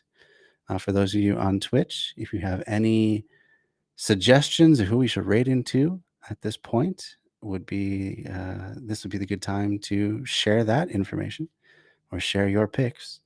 Otherwise, I'll just pick somebody. Let's see who's on right now. Looks like you maybe got a suggestion. Oh, hello, Susie. Oh, are you rating me, Susie Foreman? Oh, Allie Osher rated me. Oh, it's a party of two. Thank you so much, Allie. Welcome in, Raiders. I was just about to raid into another one. But I thank you for coming and joining me. You can make the raid even stronger and bigger. So I always appreciate that. So yeah, we had just finished Alexander Berkman's chapter 4 and 5 of the what is communist anarchism, also called the ABC of anarchism. So yeah, if you, Susie, have any suggestions of who we should raid into now, throw them out there, and then we'll see. Let's see who's on. Otherwise, oh, there's lots of big people on right now. I'm still just a small channel, so I try to focus my raids more towards the small side of things, because I like to boost up people that I think are really cool, but just haven't gotten as many eyes on them yet. And also, there's a bigger chance of me having an actual impact on people and their streams. Bones of Doom. How do I even know that person? Seb's Dev is definitely a possibility. We recently raided the Reed Army and Pipper Papper, so I think we'll hold off on them for tonight. Let's see who else is on, though. Could do EPA regulations. Let's see what EPA regulations is up to. It's been a while since I've rated them. I was doing a game, so I don't know. Maybe we'll do that, maybe not.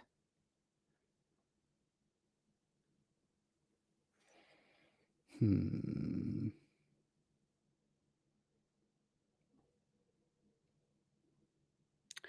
know what? I think it's going to be EPA regulations tonight, unless anyone else has a suggestion. So what I like to do first is give you the link to the people we're going to raid into. So if you're not joining me on Twitch, you can check them out. Or if you're watching this on a replay, there's EPA regulations. That's twitch.tv/EPA_regulations. That's who we're going to raid into. And then I will hand you over to him.